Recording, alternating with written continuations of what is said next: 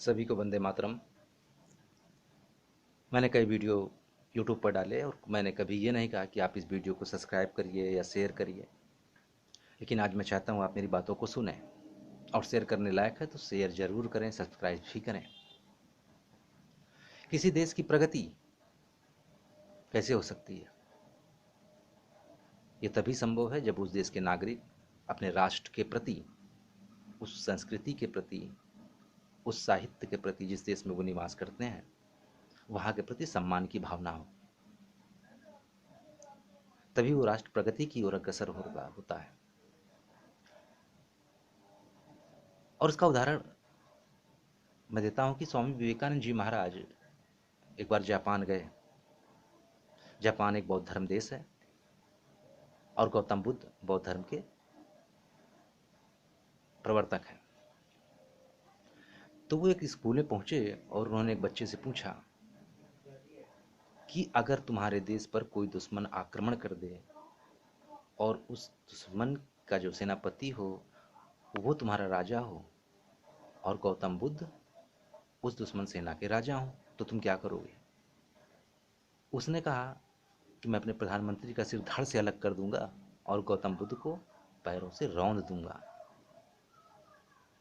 स्वामी जी ने कहा जिस देश में लोगों की ऐसी भावना हो वो देश कभी गुलाम नहीं हो सकता है। तो हिंदू धर्म है क्या, पहले उस पर हम बात करते हैं। हिंदू धर्म वो है जो जानता है और मानता है कि धर्म सनातन है। जरा ध्यान दीजिएगा, धर्म सनातन है, यहाँ पर हिंदू मुस्लिम सिख ईसाई ये संबोधित नहीं किया गया है। जो ऐसा जानता है और मानता है कि धर्म सनातन है, था, है और रहेगा, उसको हम हिंदू कहते हैं। यानी इसे किसी ने बनाया नहीं है, जो किसी के द्वारा बनाया गया है वो मजहब है। तो जो ऐसा जानता है और ऐसा मानता है उनको हम संबोधित करते हैं हिंदू से। जैसे अगर हमें आपको बुलाना हो तो हम आपका नाम लेंगे, तब आप मेरी तरफ मुड़ करके देखेंगे पीछे। तो ये धर्म हिंदू, ये जो ऐसा जानता है और मानता है कि धर्म सनातन है उसको हिंदू कहते हैं। सनातन धर्मी नहीं। जो सनातन धर्मी बोलते हैं वो गलत तरीका है। धर्म सनातन है, ये अपने विवेक से, अपनी तर्क शक्ति से हम इसको उपयोग में लाते हैं। अब बात करते हैं कि इतनी विसंगतियां 10-12 साल से इस देश में क्यों हो रही हैं। ये 1000-1200 साल से भारतीय संस्कृति मृत प्राय हो चुकी थी। कुछ लोग मेरी बात से सहमत ना हो तो नाराज ना हो। मैं किसी को खुश करने के लिए या वीडियो नहीं डाल रहा हूं, मैं सिर्फ अपनी बात कर रहा हूं। तो 1000-1200 साल से इस देश की संस्कृति, सभ्यता, कला, साहित्य मृत प्राय हो चुके थे। अब 10-12 सालों से उनमें उमंग उठी है, वो खिलना चाहते हैं। तो आपत्ति क्यों हो रही है जब आप इस देश के हैं? एक बात और मैं क्लियर करना चाहूँगा, भगवान राम, भगवान कृष्ण, इन्हें हमने भगवान का दर्जा दिया। इस पृथ्वी पर आए वो,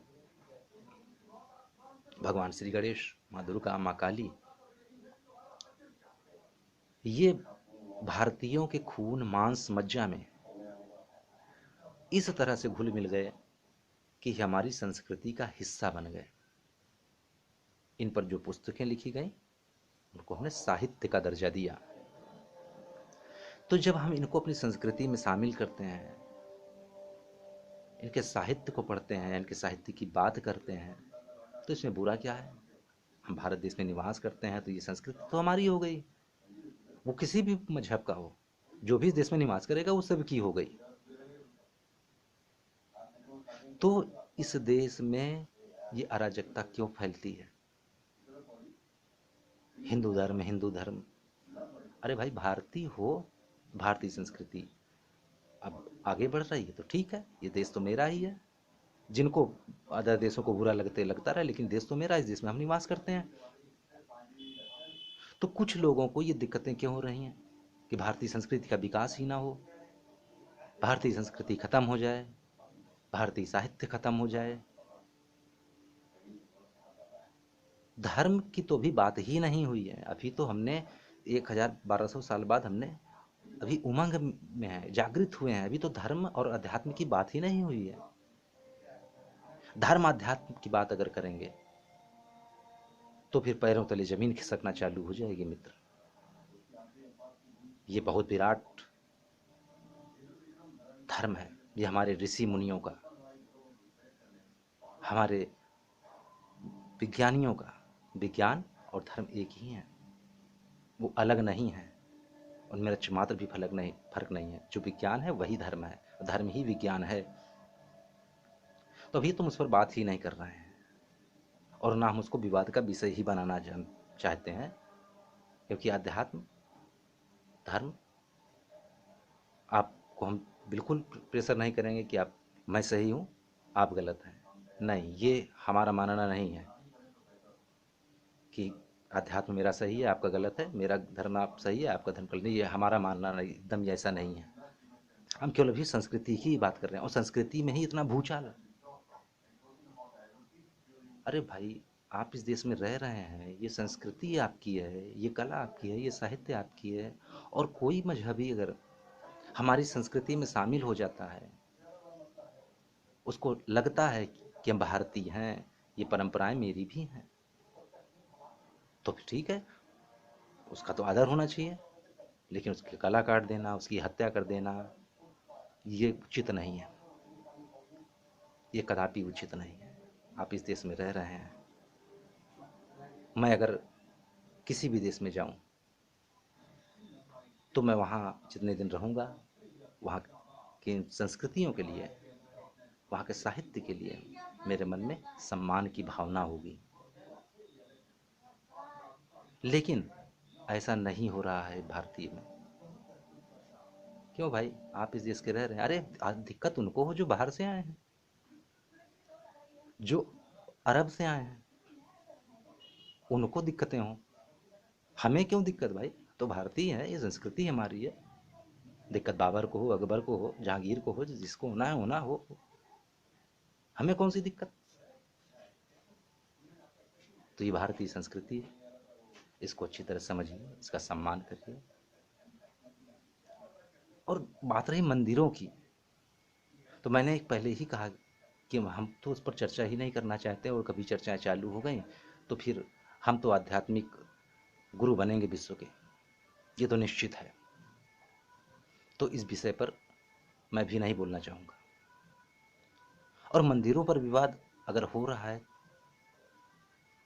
और कुछ लोग आकर के हिंदू धर्म पे ज्ञान दे रहे हैं 2-4 किताबें पढ़ने के बाद, तो वो किताबों से समझ में आने वाला नहीं है हिंदू धर्म। हिंदू धर्म जीने की कला है, द लिविंग ऑफ आर्ट, इसको जीना पड़ता है। और रही बात मंदिरों की, वो एक तकनीकी के द्वारा बनाए जाते हैं, उनमें विज्ञान सम्मिलित होता है। उसमें आप जा कर के चार्ज होते हैं, जैसे एक मोबाइल चार्जर में लगाते हैं, उसी तरीके से वहाँ पर आप पॉजिटिव थिंकिंग से चार्ज होते हैं। तो इस देश की कला साहित्य सब आपका ही है, हम थोपने को तैयार नहीं हैं, लेकिन आपको ये मानना चाहिए कि हम इस देश के वासी हैं। यहाँ की जो भी चीज़ें हैं वो मेरी ही हैं, और सब खुशी खुशी इसको स्वीकार करना चाहिए। और इस देश का कानून, जिस देश में आप रह रहे हैं, उस देश को अपना कानून बनाने का अधिकार है। मैं अगर जा कर के किसी दूसरे देश में उन आपत्ति करूंगा उनके कानून की, तो उचित नहीं है। ये देश हमारा है, यहाँ के जो कानून बनेंगे वो मेरे लिए ही बनेंगे, तो उसके लिए सम्मान होना चाहिए। मैं अपनी बात ख़त्म करना चाहूँगा, फिर मिलेंगे अगले वीडियो में। सभी को फिर से वंदे मातरम।